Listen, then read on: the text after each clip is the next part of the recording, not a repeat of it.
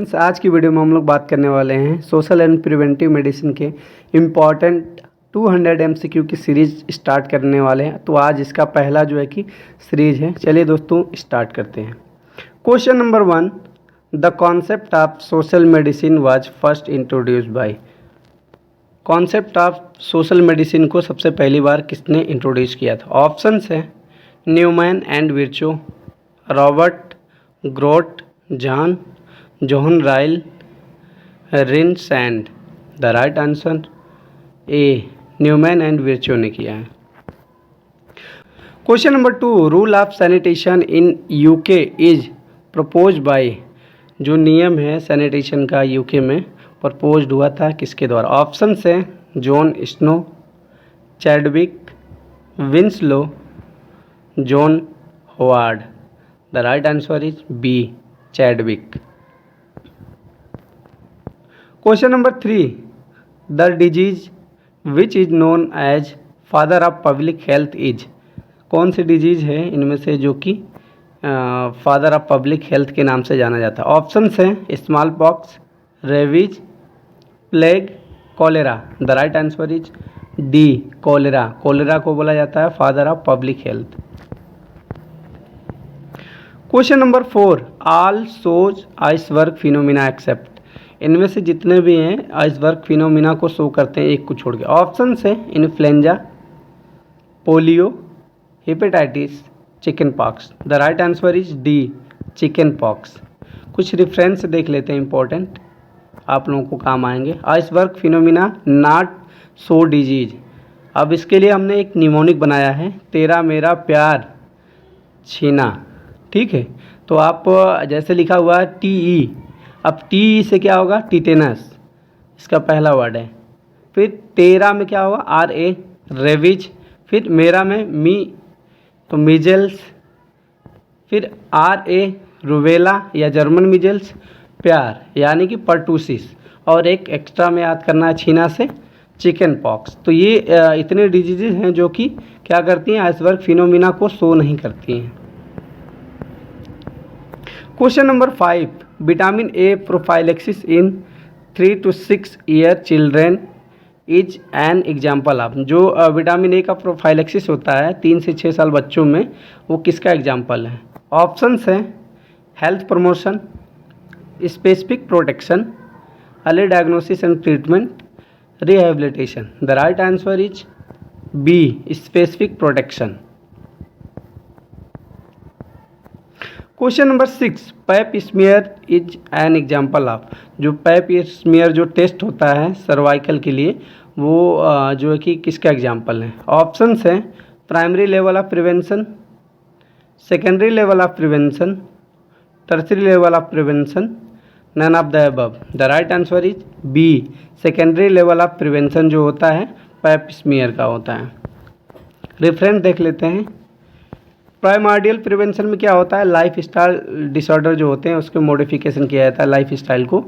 तो स्पेशली अगर देखा जाए तो CVD यानी कि कार्डियोवैस्कुलर डिजीज़ के लिए हम क्या करते हैं, इसमें बोलते हैं कि अगर पहले से ही मतलब कोई बीमारी ना हो तो उसमें स्मोकिंग को अवॉइड करते हैं। ठीक है, उसके लाइफ स्टाइल को हेल्दी रखने के लिए और कार्डियोवैस्कुलर डिजीज़ ना आए उसके लिए उसको जो है कि बोलते हैं कि आप कसरत करिए, ये सब चीज़ें उसमें हैं। और सेकेंड क्या है? Specific protection and health promotion prophylaxis. ये प्राइमरी प्रिवेंशन होता है कि अगर हम किसी चीज़ को जैसे विटामिन ए का प्रोफाइलेक्सिस ही मान लीजिए, ये क्या है? स्पेसिफिक प्रोटेक्शन है। हेल्थ प्रमोशन के लिए हम कोई सप्लीमेंट देते हैं बच्चों में जो मतलब डिजीजेज आने की संभावनाएं रहती है, माल न्यूट्रिशन वगैरह ये सब चीज़ें, तो ये प्राइमरी प्रिवेंशन में होता है। अर्ली डायग्नोसिस एंड ट्रीटमेंट क्या होता है? ये सेकेंडरी प्रिवेंशन होते हैं। इसमें क्या है? पैप स्मीयर्स हो गए, जैसे कोई डिजीज आ गई है उसका हमें स्क्रीनिंग करना है तो पैप स्मीयर जो है सर्वाइकल कैंसर के लिए जो है कि हम टेस्ट कराते हैं। ट्यूबरकुलोसिस हो गया, लेप्रोसी हो गया, ये किस में आते हैं? सेकेंडरी प्रिवेंशन यानी अर्ली डायग्नोसिस एंड ट्रीटमेंट में आते हैं। Question number 7, first country to socialise medicine completely. पहली जो कंट्री है जो कि सोशलाइज की गई है मेडिसिन को पूरी तरीके से, कौन से हैं? ऑप्शन है जर्मनी, ग्रेट ब्रिटेन, रसिया या United State of America. The right answer is C, Russia. Question number 8, man is a secondary host for, जो आदमी होता है सेकेंडरी होस्ट होता है किसके लिए? ऑप्शन है malaria, tuberculosis, filariasis, relaxing fever. The right answer is A, malaria.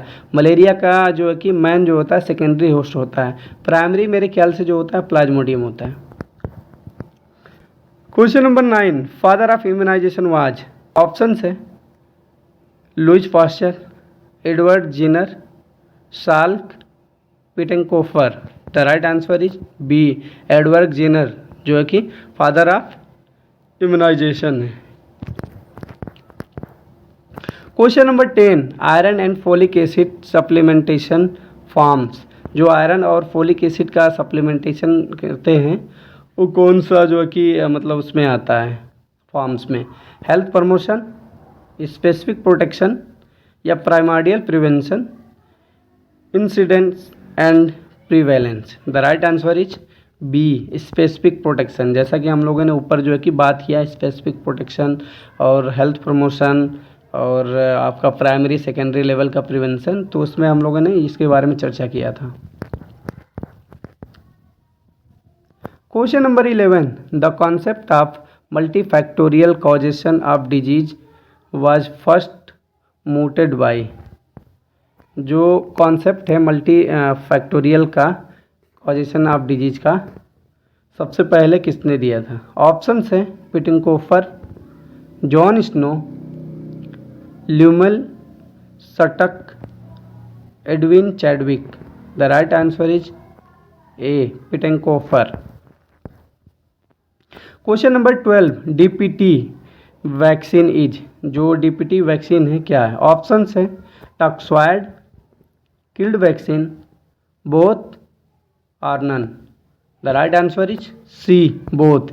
यानी कि जो डीपीटी वैक्सीन्स होती है वो टॉक्सॉइड भी होती है, डिप्थीरिया, पर्टूसिस और टिटनस, ये तीनों क्या हैं? टॉक्सॉइड भी है और किल्ड वैक्सीन में भी आते हैं, इसलिए ये दोनों ऑप्शन सही होगा। Question number 13, live attenuated vaccine is are. Option है OPV, hepatitis B, Japanese B encephalitis, DPT. The right answer is A, OPV. OPV और बीसीजी जो होते हैं क्या होते हैं? ये लाइव एटेन्यूएटेड वैक्सीन होते हैं। और आपका जो डीपीटी क्या है, आपने पढ़ा ही है कि ये क्या होते हैं? किल्ड वैक्सीन होते हैं।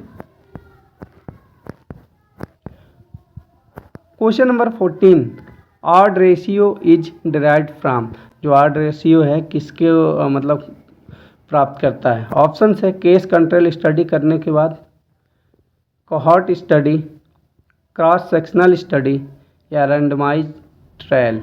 The right answer is A, case control study करने के बाद जो है कि ऑड रेशियो डिराइव्ड होता है। Question number 15, which is false about cohort study, इनमें से कौन सा जो है कि एक ऑप्शन गलत है कोहॉर्ट स्टडी के अनुसार? ऑप्शन है इंसिडेंस कैन बी मेजर्ड, मतलब कोहॉर्ट स्टडी के अनुसार जो है कि इंसिडेंट को मेजर किया जा सकता है।